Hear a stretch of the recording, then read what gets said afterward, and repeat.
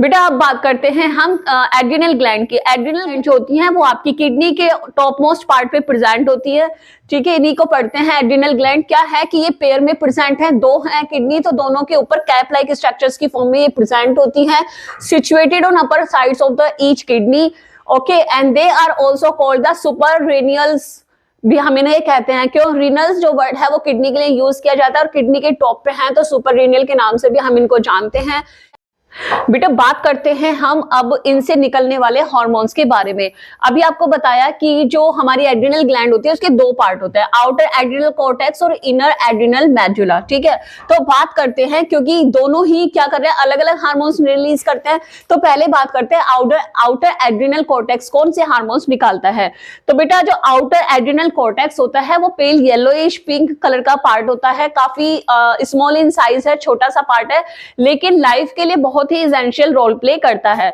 और 3 different type के hormone से निकालता है, जिन्हें हम मिनरल कॉर्टिकॉइड्स और ग्लूकोकॉर्टिकॉइड्स या सेक्स कॉर्टिकॉइड्स के नाम से भी जानते हैं। जो मिनरल कॉर्टिकॉइड्स है इसका दूसरा नाम हम एल्डोस्टेरोन के नाम से भी हम इसे जानते हैं। और जो मिनरल कॉर्टिकॉइड्स है इसका मेन फंक्शन होता है कि ये एक तरह से हमारे बॉडी के अंदर मेटाबॉलिज्म को कंट्रोल करता है, ठीक है। सोडियम पोटेशियम पंप को क्लियर करता है, बैलेंस करके रखता है। हमारी ब्लड की वॉल्यूम में जो मिनरल्स हैं, जो आयंस की कंसंट्रेशन है उसे बैलेंस करता है। इसके साथ साथ ये हमारे बॉडी के अंदर जो वाटर लेवल है उसको भी मेंटेन रखने में हेल्प करता है। दूसरी तरफ हम बात करते हैं ग्लूकोकॉर्टिकॉइड्स की। तो ये क्या करता है, ये हमारे बॉडी में जो ऑक्सीडेशन है या जो मेटाबॉलिक रिएक्शंस है, जिसमें कि oxidation of carbohydrates, fat, protein, इन सबको मैनेज करने का काम करता है, ठीक है। और ये एंटी एलर्जिक की फॉर्म में भी परफॉर्म करता है। तीसरी तरफ अगर हम बात करें थर्ड हार्मोन्स की, जिसे हम सेक्स कॉर्टिकॉइड्स कहते हैं, ये क्या करता है, ये मेल और फीमेल में जो सेकेंडरी सेक्सुअल कैरेक्टर्स होते हैं उनके डेवलपमेंट के लिए रिस्पॉन्सिबल होता है, ठीक है। ये स्टिमुलेट करता है the development of the secondary sexual character in both male as well as in female. अब कॉर्टेक्स के बाद हम बात करते हैं एड्रिनल मेडुला की। एड्रिनल मेडुला भी अभी आपने देखा कि ये जो मेडुला है ये भी 2 अलग अलग तरीके के हार्मोन्स को रिलीज करता है। 2 different type of the hormones are adrenaline and non adrenaline. जो एड्रेनलिन हार्मोन्स है हम इसे एपिनेफ्रिन हार्मोन्स भी कहते हैं, और जो नॉन एड्रेनलिन हार्मोन्स है हम इसे नॉन एपिनेफ्रिन हार्मोन्स के नाम से जानते हैं। जो एड्रेनलिन हार्मोन्स होता है ये हमारी, जो हम नॉर्मल कंडीशन में होते हैं तो काफी लो अमाउंट में ही रिलीज होता है, लेकिन जब हम पैनिक या कुछ स्ट्रेसफुल सिचुएशंस को फेस कर रहे होते हैं तो एड्रेनलिन का जो सिक्रेशन है वो हमारे बॉडी में, ब्लड में बढ़ जाता है, और ये हमें उस स्ट्रेस से फाइट करने में हेल्प करता है। इसीलिए हम इसे फाइट हार्मोन्स या फिर इमरजेंसी हार्मोन्स के नाम से भी जानते हैं।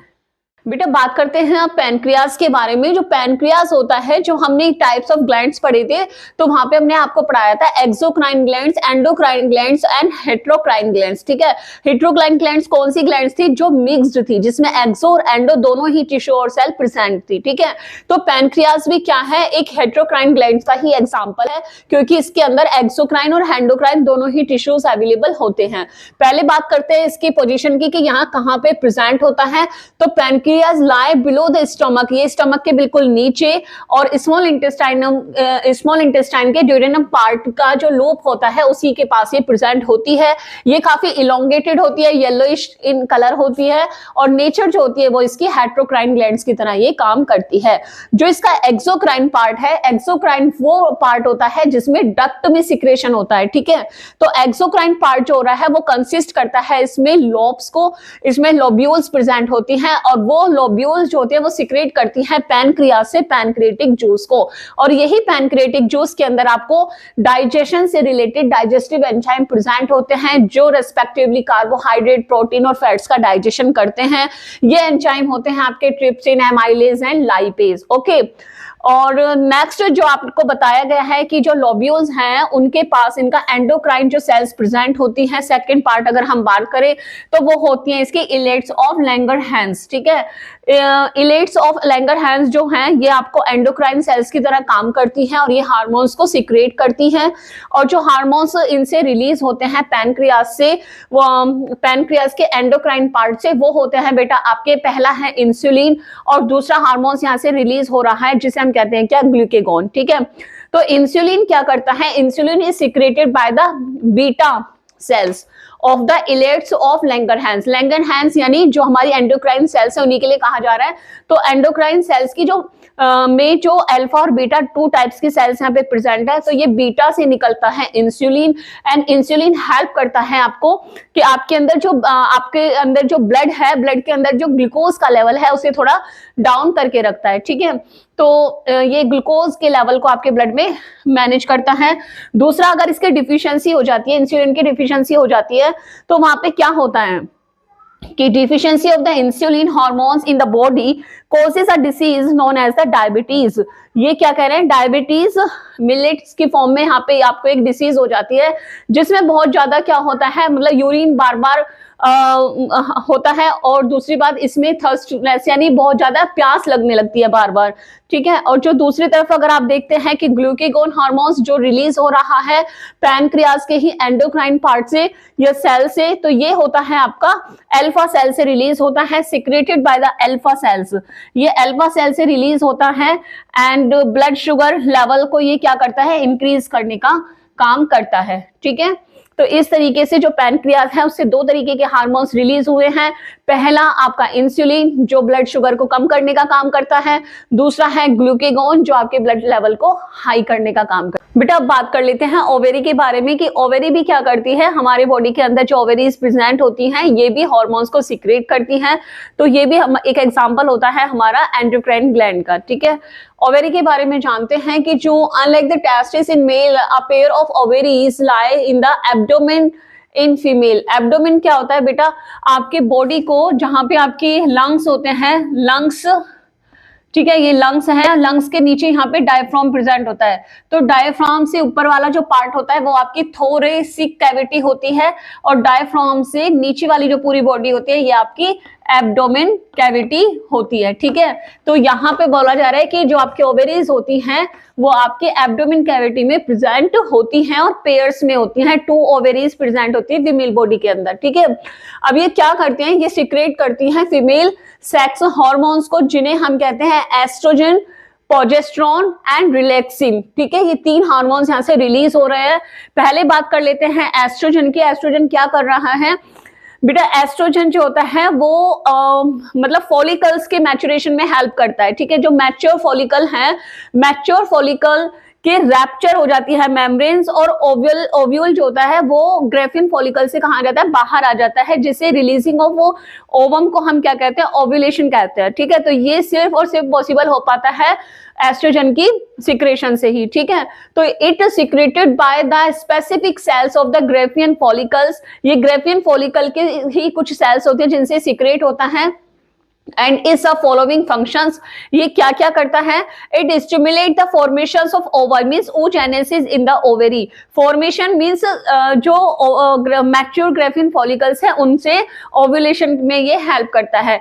It stimulating the development of accessory sexual character such as the, ये कह रहे हैं कि जो फीमेल्स में at the time of puberty पे जो भी सेक्सुअल सेकेंडरी कैरेक्टर्स वहां पे फॉर्म्ड होते हैं, ये एस्ट्रोजन उन सभी के लिए रेस्पॉन्सिबल होता है, ठीक है।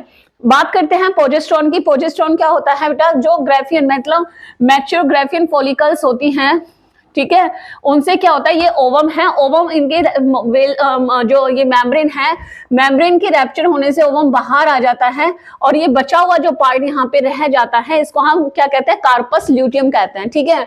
तो इसी बचे हुए कार्पस ल्यूटियम से सिक्रेट होता है आपका progesterone hormones. It is secreted by the corpus luteum. तो कार्पस ल्यूटियम क्या है, आफ्टर ओव्यूलेशन जो remaining part of the mature Graafian follicle रह जाता है, या empty part of the mature Graafian follicle, उसी को हम कार्पस ल्यूटियम कहते हैं और इसी पार्ट से प्रोजेस्टेरोन हार्मोन्स रिलीज होता है।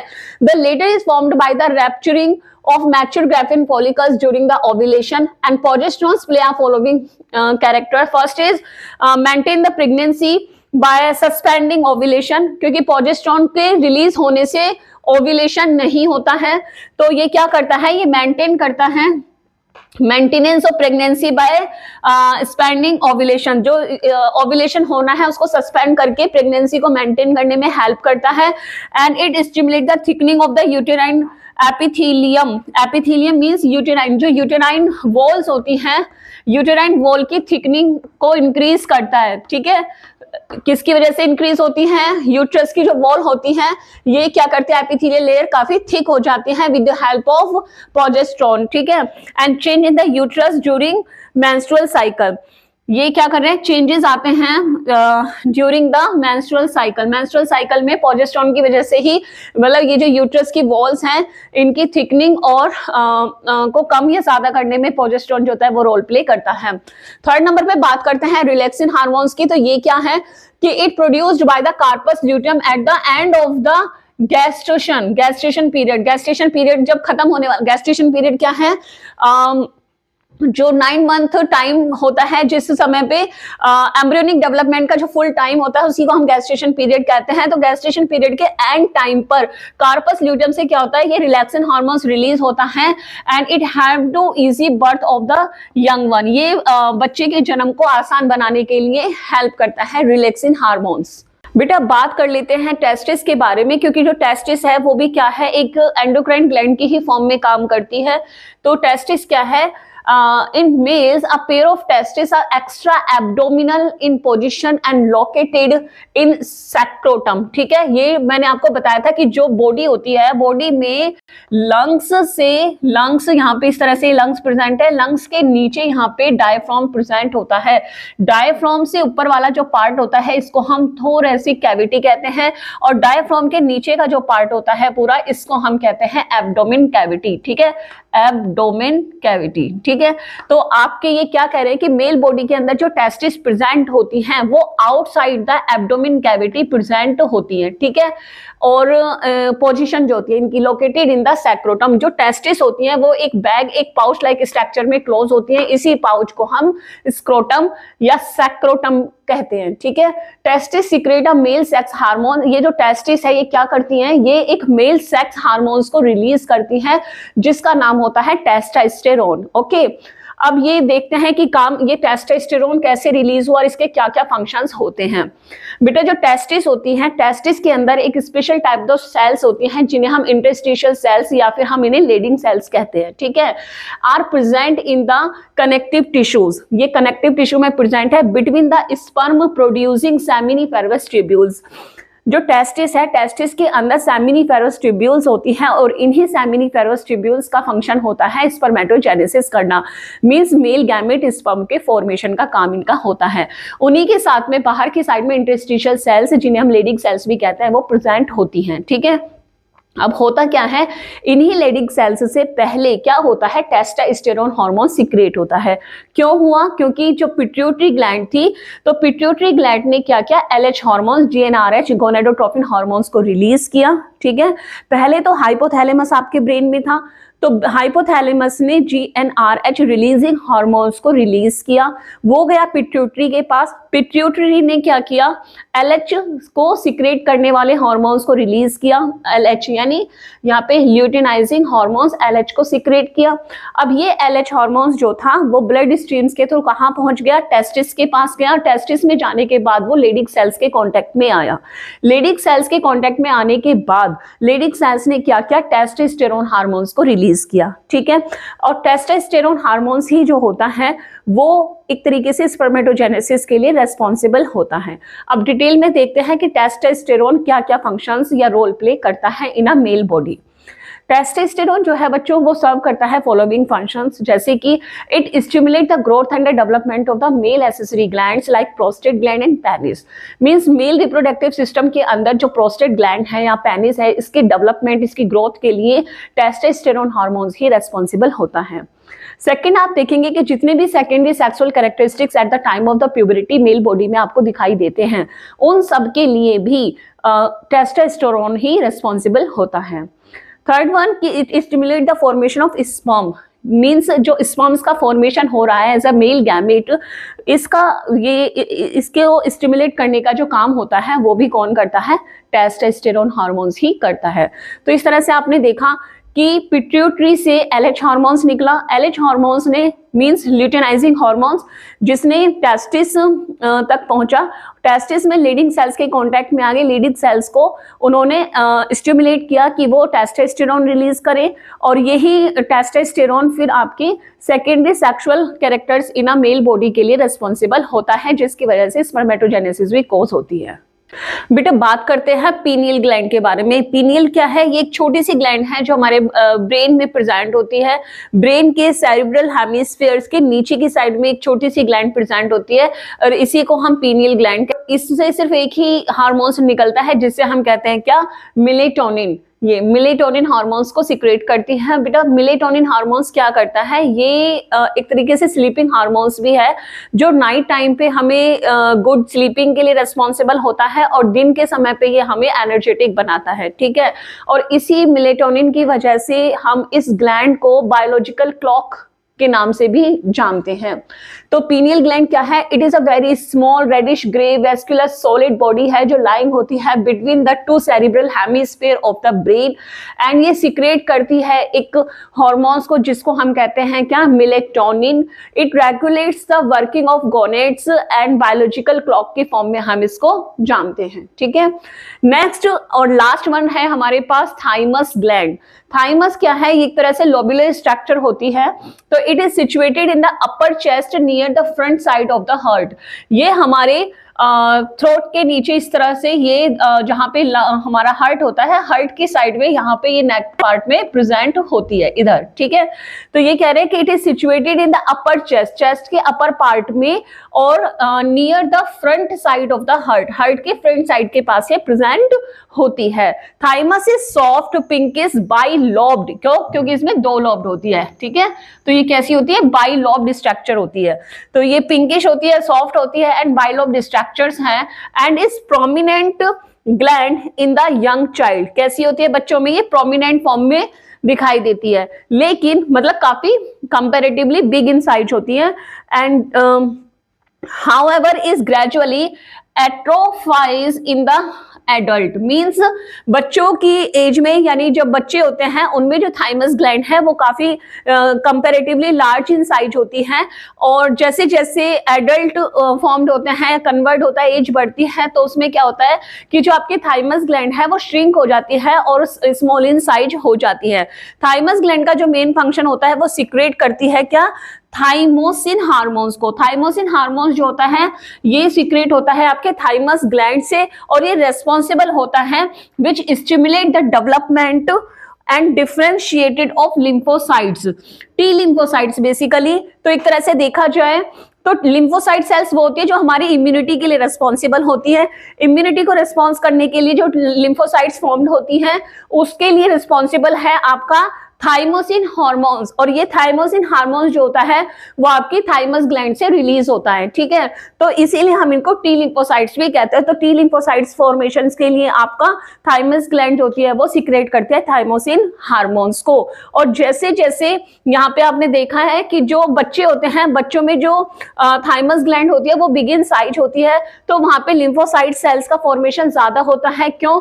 क्योंकि वहां पे थाइमोसिन हार्मोन्स जो होता है वो लार्ज क्वांटिटी में रिलीज होता है। लेकिन यहाँ पे आपको बताया कि एडल्ट में जो थाइमस ग्लैंड होती है वो श्रिंक होकर छोटी हो जाती है, जिसकी वजह से वहां पे लो अमाउंट में थाइमोसिन हार्मोन्स रिलीज होता है। यहाँ पे हमारे एंडोक्राइन ग्लैंड्स की सारी, जितने भी हमारे पास एंडोक्राइन ग्लैंड्स थे वो सभी हमने 1 by 1 पूरे किए हैं, अच्छे तरीके से एक्सप्लेन कर दिए हैं।